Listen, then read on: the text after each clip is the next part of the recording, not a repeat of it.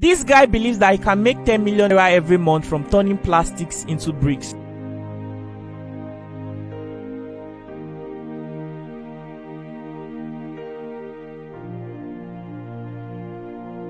Hi, my name is Promise. People call me the plastic guy.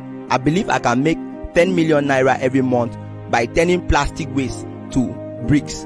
But the problem now is that I don't have money to build a standard factory with machines that can help me to produce in large quantity and also make the production process eco-friendly enough. So since you got this idea, have you gotten any form of support?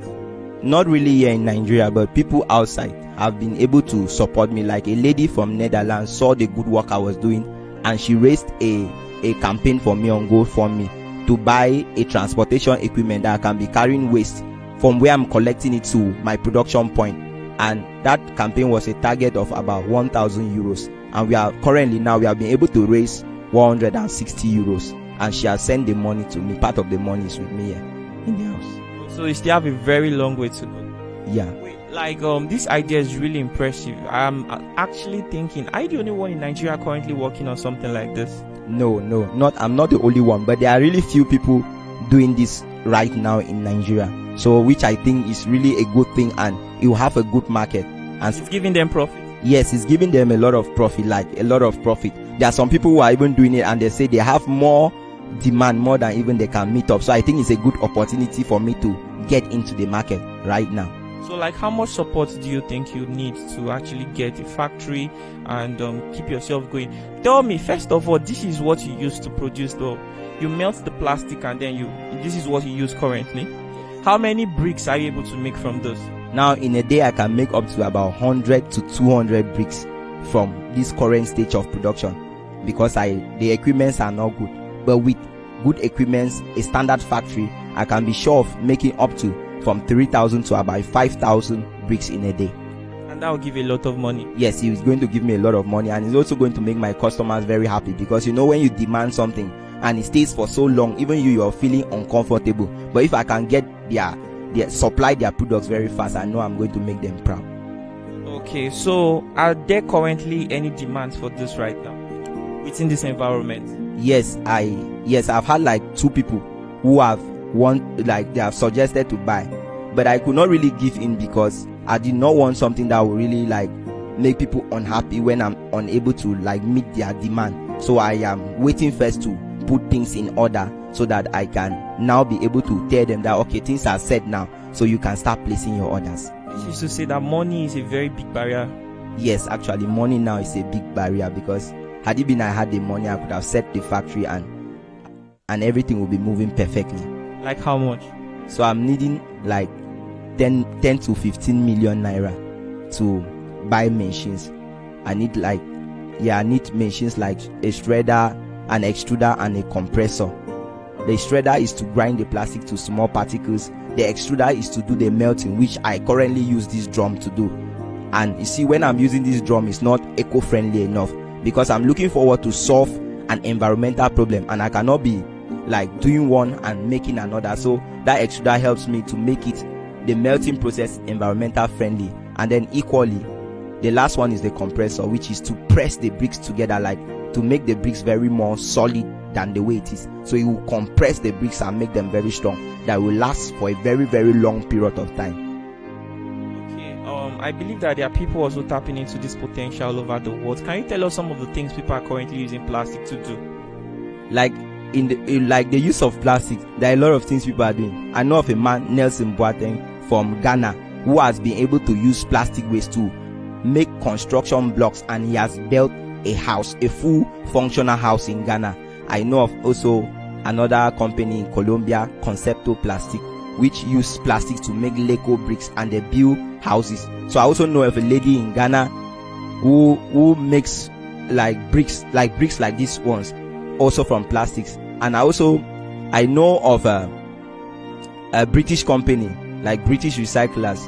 They also recycle plastics to outdoor furniture and a lot of things. Like people in Ethiopia, they do use plastic waste to produce electricity and some other much things that people are using plastic waste to do. Oh, this is really impressive. In the mind of an average person, this is just a waste, you kick it out But in the mind of this guy, this is something that will make him a multi-millionaire in this life. So I'm only hoping that you get the support you're actually talking about, and I hope you don't disappoint also. Like the passion that I have for the environment. If people who have been following me like on Facebook and seeing what I'm doing, they'll tell you for sure that this guy is passionate. Because a normal person, I'm not sure would do this. I'm a university student and I go to dump sites to extract plastic, and you know it's very like disgraceful. I don't think any normal person, like some other person, will easily do it like that. But I do it and I'm very happy about it. So I think I can make people proud with my work. He's very passionate. No wonder everybody calls him the plastic guy. Okay, so what's your name on Facebook? My name on Facebook is Su Promise. And Promise, just Promise. A lot of people with that name. Su Promise. That's S-U-H. Then Promise. In bracket, you easily know that I'm the one, because in bracket you see the plastic guy. There's no other person on Facebook bearing that name. I'm the only person. I pray that this name is going to bring you success, and this success, it's never be far from you. Also, do you have anything else to say about plastic? Do you have any other encouragement to say? Because this guy is even saving the environment. I mean, plastic is a very big issue in not just Nigeria, all over the world, and this guy is contributing his own quota to solving societal problems, and at the same time even making money. And when he sets up the factory, he's going to be employing people, right? Yes, I'm going to be employing people. I'm looking forward to employ like young men like myself, because I had a thought one time when I was in the university. I was like, I'm studying accounting, but how many of us are really studying? How many companies can really employ us? So I was like, wow, I want to be that person who will create jobs for others, so that when I come out from the university, I have my business, I have this factory I'm running. I should be happy seeing maybe one of my classmates being employed by me, and I know the person will be very happy, and the person will be able to put food on their table. So many other families, you know, there are a lot of people who cannot afford a meal a day, and I'm looking forward, these people are less privileged people. So I'm looking forward to see that I can set up this factory, and these people will be collecting these plastics and bringing to me, and I'll pay them, and they'll be able to have money and to feed their family, so thereby reducing poverty in the environment. So I'm looking forward to like achieving SDG Gold 1, which is like zero poverty. I'm also looking forward to achieving SDG Gold 12, that's responsible production and consumption. I think a lot of people don't know what SDG means, but I understand. Why don't you explain it for you?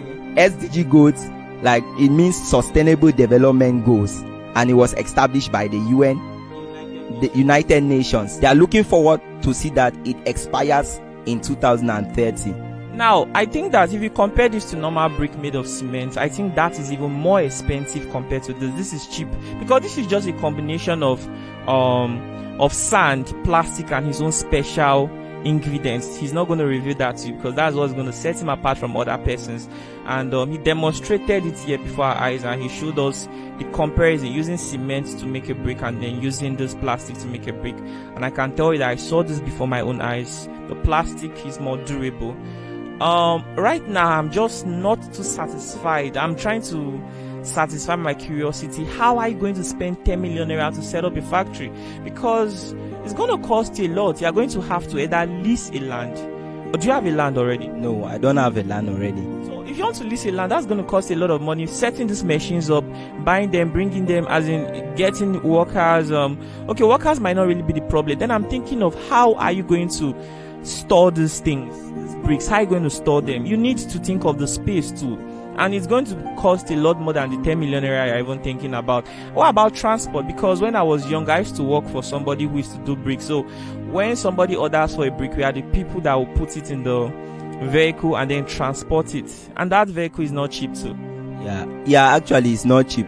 Now, while I get that limit of 10 to 15 million naira for startup, I get that because right now, even if we are not able to get everything, because normally even if we are starting now, we will not get everything in a factory, but as we begin to process further, I believe from the profits we are making and also the support people will keep giving us, we'll be able to make more things, like get more equipment, even like a transportation truck and some other things that will be very much useful for the factory.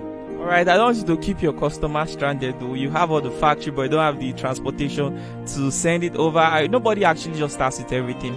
people start with, what the primary things, like the machines you listed out, which is very important. You also need a space, not just to produce it, but to also store it in large quantity. If you go to some of those factories, you see they have large space where they store hundreds of thousands of those stuff, because somebody can be doing a construction, like a very, very big construction, and he wants to order for, like, let's say 200,000 pieces of interlock. How are you going to supply it? You also need transportation for that, but let's not think too much. You really need this transportation, because how are you going to? So well, this is the plastic guy, and we cannot say too much. You don't want this video to be too long, so let's say bye to your audience. I'm gonna put your number in the video so people can contact you. We'll put in the comment section. Say hi, so bye to them. Okay, tell them to please support this idea. Please, friends, support the plastic guy. Make the plastic guy a household name that people will be proud. Even you'll be proud to one day see me and buy my bricks, because you put your money into the project. So please support the plastic guy. And I'm also encouraging young people to step out from their comfort zone, look for problems in their community and solve them, so that we can make the world a beautiful and a better place. I love you all. Goodbye. If you are concerned about his accent, he's actually Nigerian and not a Ghanaian. He's from Calabar, Cross River. I don't know, is that where you're from? Actually, I'm a Cameroonian by nationality.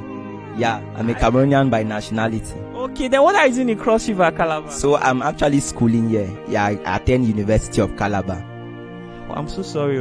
I didn't even know. I didn't even ask. All right, bro. Thanks, man. Okay, bye.